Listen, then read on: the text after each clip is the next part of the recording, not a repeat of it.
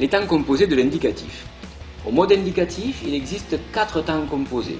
Le passé composé, le plus que parfait, le futur antérieur et le passé antérieur. Pour le passage en 6e, tu n'as pas à connaître le passé antérieur. Nous allons donc, dans cette leçon, nous occuper du passé composé, du plus que parfait et du futur antérieur. Ce sont des temps composés car ils sont formés de 2 mots. Il y a l'auxiliaire, avoir ou être, plus le participe passé du verbe conjugué. Exemple, il a perdu la coupe. Dans cette phrase, on a un temps composé puisque le verbe perdre est ici conjugué avec 2 mots, a qui est l'auxiliaire, avoir, et perdu qui est le participe passé du verbe perdre. Nous allons appliquer cette règle pour les 3 temps composés à connaître. La seule différence, tu vas voir, c'est que l'auxiliaire sera conjugué à un temps différent pour chaque temps composé. Le passé composé est utilisé pour parler d'une action passée, terminée et souvent datée. Pour conjuguer un verbe passé composé, tu dois utiliser l'auxiliaire avoir ou être que tu vas conjuguer au présent, plus le participe passé du verbe. Regarde ces 2 exemples. Première phrase, dimanche, j'ai lu ce livre. Nous avons conjugué le verbe lire au passé composé. Tu retrouves le participe passé du verbe, lu, participe passé du verbe lire, et devant l'auxiliaire avoir, conjugué au présent. Deuxième exemple, nous sommes allés à la piscine hier.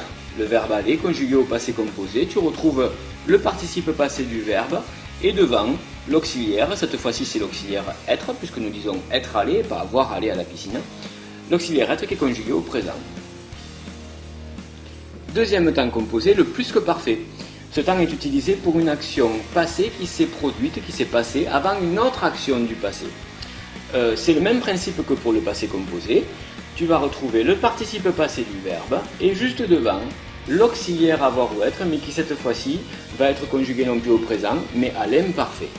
Regarde cet exemple. Dimanche, j'ai lu le livre que j'avais acheté samedi. Dans cette phrase, il y a 2 verbes conjugués. J'avais acheté. Tu retrouves le participe passé acheté et juste avant, l'auxiliaire avoir conjugué à l'imparfait. Ce verbe est au plus que parfait. L'autre verbe conjugué dans la phrase, j'ai lu, nous avons le participe passé lu et juste devant, l'auxiliaire mais qui est conjugué au présent cette fois-ci car ce verbe est au passé composé. Le plus que parfait ici, j'avais acheté, c'est pour parler d'une action qui s'est produite avant l'autre de la même phrase, c'est-à-dire que d'abord j'ai acheté le livre et ensuite je l'ai lu.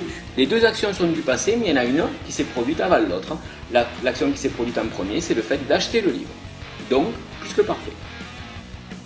Nous allons appliquer le même principe pour le 3e temps composé qui est le futur antérieur. Alors, ce temps est utilisé pour parler d'une action future qui se passera avant une autre action du futur. Tu vas voir ça avec l'exemple. C'est un temps qui est quand même peu utilisé. Comme son nom l'indique, pour former le futur antérieur, tu vas utiliser l'auxiliaire avoir ou être que tu vas conjuguer au futur, plus le participe passé du verbe. Regarde cet exemple. En septembre, nous regarderons le DVD qui sera sorti pendant l'été. Dans cette phrase, à nouveau, 2 verbes conjugués, le verbe sortir et le verbe regarder. Sera sorti, tu reconnais le participe passé du verbe sortir, sorti, et juste avant, l'auxiliaire être, conjugué au futur. Ce temps sera sorti, c'est du futur antérieur. L'autre verbe de la phrase, regarderont, est conjugué au futur simple. Le futur antérieur ici sert à parler d'une action future qui se passe avant une autre action future. Dans notre exemple, le DVD va sortir avant que nous le regardions.